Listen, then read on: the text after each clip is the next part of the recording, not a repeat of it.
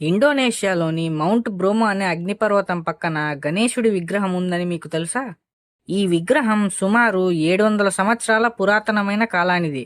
ఇక్కడ స్థానిక తెగ అయిన టెంగర్ తెగవారు ఈ విగ్రహాన్ని నిర్మాణించారని చెబుతారు. పూర్వం భారతదేశం మరియు ఇండోనేషియా మధ్య సముద్ర మార్గాల ద్వారా వ్యాపారం బాగా సాగేది.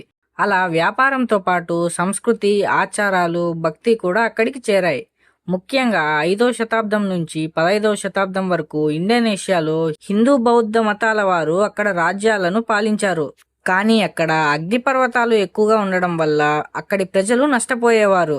ఆ అగ్నిపర్వతాల పేలుళ్ల వల్ల అక్కడి ఆలయ పూజార్లు ఆ ప్రాంతం రాజుని గణపతి విగ్రహాన్ని ప్రతిష్ఠించమని సలహా ఇస్తారు.